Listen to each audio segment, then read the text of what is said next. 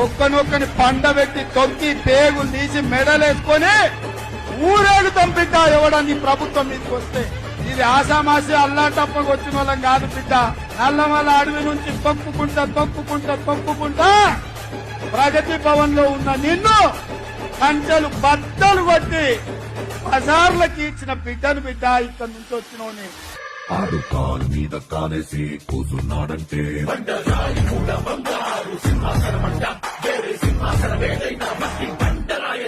ఆడు చేతిలో సీఏసి పాటించాడంటే